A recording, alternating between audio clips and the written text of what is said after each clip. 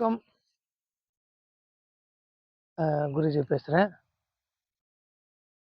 நம்ம வந்து மாந்திரீக துறையில எத்தனையோ தேவதைகள பயிற்சி பார்த்தோம். அடுத்தது அஷ்டகர்மத்த பத்தியும் பார்த்தோம். நெறைய பேர் கத்துக் குடுத்தோம். இந்த மாந்திரீகத்துல வந்து அளவிடாத முடியாத அளவுக்கு வந்து தெய்வ சக்திகள் அதிகமா இருக்கு. இப்போ போன சிவராத்திரி அன்னைக்கு வந்து சிவன வந்து பூஜை பண்ணிட்டு,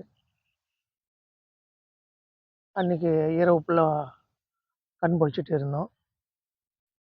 மறுநாள் வந்து மசான கொள்ள அங்காள பரமேஸ்வரி நடந்தது. அதில நம்ப கலந்து கொண்டோம். என்ன காரணம்னு சொன்னா, நம்ம வந்து மாந்திரீக முறையில சில பரிகார முறைகள் செய்றதுனால, நம்ம வந்து அந்த அந்த மசான் கொள்ளையில கலந்துக்கினா, நெறையா நன்மைகள் நடக்கும். அதில கலந்துக்கணும். அப்போ பார்த்தீங்கன்னு சொன்னா, நமக்கு வந்து அங்க சில தெய்வங்கள் வந்து காட்சியாக குடுத்தாங்க. அங்காளம்மா நமக்கு சில விஷயங்கள் வந்து சொன்னாங்க. இப்படியெல்லாம் பார்க்கும்போது, எனக்கு ரொம்ப பிரமிப்பா இருந்துச்சு.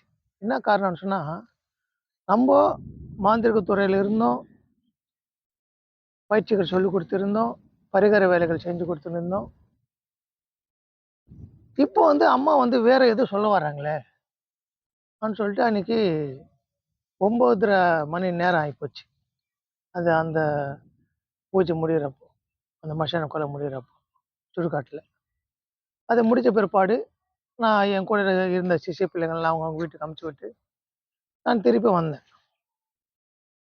வரும்போது ஒரு சிஷ்ய புள்ள வந்து நான் இருக்கிற இடத்துல தனியா நின்னுன்னு இருந்தாரு போல. "ஏன்பா இங்க நிக்கிறேன்னா?" "இல்ல சாமி, இந்த மாரி சில பூஜைகள் வந்து பண்ண வேண்டியது இருக்குது. அதனால தான் நான் வந்து நண்பருக்காக காத்துன்னு இருந்தோம். நாங்க போயிட்டு வந்து திருப்பி இந்த இடத்துல பூஜை பண்ணுவோம் அப்படின்னு சொல்லி. சரி அவர்கிட்ட பேசிட்டு நான் வந்து எங்க வீட்டுக்கு கிளம்ப வந்துட்டேன். வரும் வழியில வந்து ஒரு 11 மணி ஆயிப்போச்சு வீட்டுக்கு வரதுக்குள்ள. அப்போ வந்து நம்மளுக்கு ஒரு தெய்வ குரல் வந்து கேட்குது. என்னன்னா, "கருமத்த கழிச்சுட்டா மட்டும் போதுமா? நீ செஞ்ச கருமத்த கழிச்சுட்டா மட்டும் போதுமா? அதுவே உனக்கு போதுமானதா? இதுல எல்லாமே தெரிஞ்சு போச்சா உனக்கு?" என்ற ஒரு வார்த்தைகள் வந்து சத்தமா கேட்குது.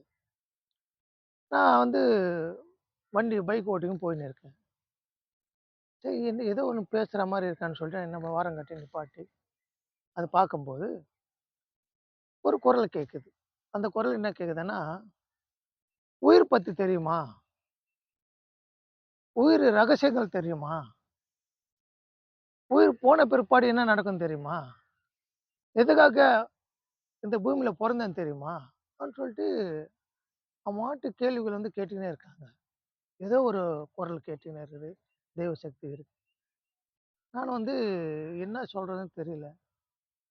அதுக்கப்புறம் நான் என்ன பண்ணேன்னா, கீழ வணங்கிட்டு பூமிய வணங்கிட்டு, "அம்மா தாயே, எனக்கு வந்து இத்தன காலமா வந்து மாந்திரீகம் தான் வந்து கத்துக் குடுத்துருந்தீங்க. அது செஞ்சுன்னு இருந்தேன். இப்போ ஞானத்த பத்தி பேசுறீங்க. நீங்க என்ன பண்ண சொல்லுன்னும்போது, இது மட்டும் மாந்திரீகம் போதும் உனக்கு. பரிகார முறைகள் போதும் உனக்கு. இனிமே வந்து சிவன நோக்கி தியானி. அந்த உயிர பத்தி பார். அந்த ஜீவன் சிவமாக மாத்தக்கூடிய பயிற்சிகள் இருக்கு. அது செய். நான் உனக்கு கூட இருந்து சொல்லி தரேன்." அப்படின்னு சொன்னாங்க. இது வந்து ரொம்ப பிரமிப்பா இருந்துச்சு.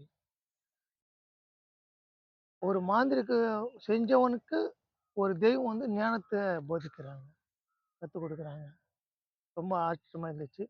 இனிமே இந்த தெய்வீகான பாதை சிவன நோக்கி பயணிக்கிறோம். தவம் செய்ய போறோம். எப்படி அமைதின்னு சொல்லி அந்த இறைவன தான் தெரியணும்.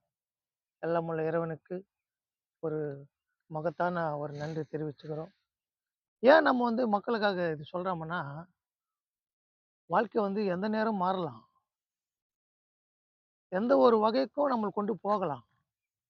ஆனா, நம்ம செஞ்ச நல்லது, தர்மங்கள், நல்ல காரியம் செஞ்சுன்னு இருந்தாலே நல்ல வாழ்க்கை அமையும். இனிமே எப்படி அமையுதுன்னு சொல்லிட்டு உங்கள் கூட நானும் இருந்து பகிர்ந்து போறேன். பார்க்கலாம். எல்லாம் வல்ல இறைவனுக்கு ஓம் நமச்சிவாய, ஓம் நமச்சிவாய.